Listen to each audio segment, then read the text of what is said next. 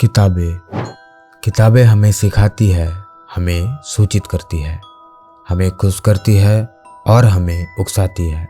लेकिन कुछ किताबें स्पष्ट रूप से हमें भ्रमित करती है। वे उन रहस्यों का आवाहन करते हैं जो कुछ प्राचीन, अलौकिक या संभवतः दिव्य होने का संकेत देते हैं। अब तक की लिखी गई सबसे चौंकाने वाली किताबों में से 5 ऐसी किताबें। नंबर 1, वॉयनिच पांडुलिपि। 15वीं शताब्दी की यह प्रारंभिक पुस्तक एक प्रकार का वानस्पतिक पाठ है।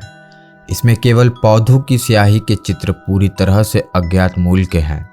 पौधों और कई खगोलीय ज्योतिषीय चार्टों के साथ साथ कई महिला जुराबे जो किसी प्रकार की प्रजनन प्रक्रियाओं की ओर इशारा करती है। उनके सूजे हुए पेट और परस्पर ट्यूब और कैप्सूल के साथ बातचीत को देखते हुए जो असामान्य है। इसके अलावा विभिन्न जार में जड़ी बूटियों और जड़ों की संभावित औषधि किस्मों के 100 से अधिक चित्र मौजूद हैं। इस सब का क्या मतलब है? शायद यह किसी दूर की आकाशगंगा से किसी तरह की दवा की किताब है या एक चुड़ैल की नोटबुक। पांडुलिपि एक अज्ञात भाषा में लिखी गई थी और कई पेशेवर कोड ब्रेकरों द्वारा इसका अध्ययन किया गया है जो कुछ भी नहीं लेकर आए। यह पुस्तक मध्य यूरोप से आई है। इसका नाम प्राचीन पुस्तक विक्रेता विलिफर्ड एम वॉयनिच के नाम पर रखा गया है, जिन्होंने इसे 1912 में खरीदा था। इससे पहले पांडुलिपि का स्वामित्व का एक शानदार इतिहास है। जर्मनी के 16वीं शताब्दी के सम्राट रुडोल्फ शामिल थे, एक पवित्र रोमन सम्राट भी, जो इसे अंग्रेजी दार्शनिक रोजर बेकन का काम मानते थे। Number 2, Codex सेराफिनस। 360 पृष्ठ की यह पुस्तक कॉडेक्स सेराफिनस की उत्पत्ति बहुत रहस्यमय नहीं है, जबकि इसकी सामग्री है।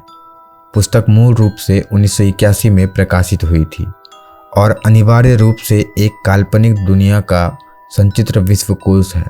यह इतालवी कलाकार और डिजाइनर लुइगी सेराफिनी द्वारा बनाया गया था, जिन्होंने कहा था कि वह एक ऐसी भावना को फिर से बनाना चाहते हैं जिसे उन्होंने एक छोटे बच्चे के रूप में याद किया था, इससे पहले कि वह पढ़ना भी नहीं जानता था। पहली बार एक विश्वकोश को देखना कैसा था? सभी चित्र और चार्ट उस छोटे लड़के को बहुत रहस्यमय लग रहे थे, जो जानता था कि उनका कुछ मतलब है, लेकिन यह नहीं पता था कि उनका क्या मतलब है।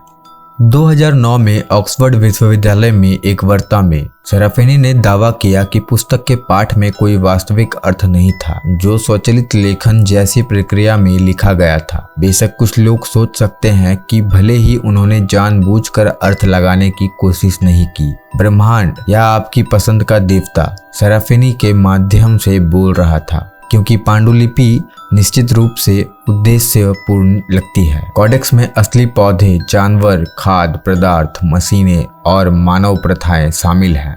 Number 3, Rohonc Codex.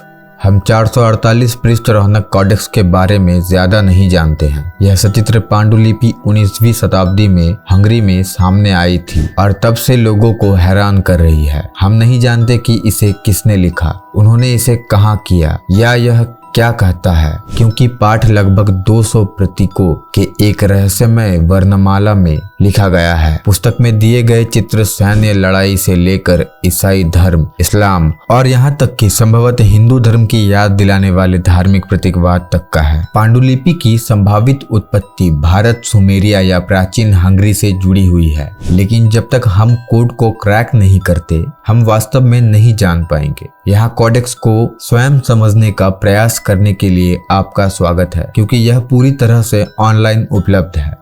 Number 4, Smithfield डिक्रेटल्स। 13वीं शताब्दी के पोप ग्रेगरी IX द्वारा आदेशित विविध कानून का यह संग्रह अपने समय के लिए काफी सामान्य और शायद उबाऊ हो सकता था।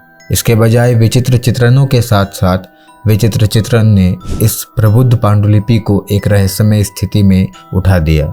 इस पुस्तक में कई दृश्य हैं जिनमें मानव नाशक विशाल खरगोश, एक मध्यकालीन योडा, भालू से लड़ने वाले गेंडा और अजीब मानव और जानवरों की प्रथाएं हैं। हो सकता है कि इन्हें चित्रित करने वाले भिक्षुओं के पास उनके पानी में कुछ था या उन्हें पता था कि किसी दिन एक डिजिटल नेटवर्क मौजूद होगा जो ऐसे लोगों को जोड़ता है जो हंसी और पसंद के लिए ऐसी छवियों को साझा करना पसंद करते हैं। नंबर 5, सोया की किताब। एलिजाबेथन गणितज्ञ और तांत्रिक जॉन डी द्वारा पहली बार खोजे जाने के बाद जादू पर 16वीं शताब्दी की यह किताब सदियों तक खो गई थी, जब तक कि 1994 में ब्रिटिश लाइब्रेरी के अभिलेखागार में एक विद्वान द्वारा खोजा नहीं गया था।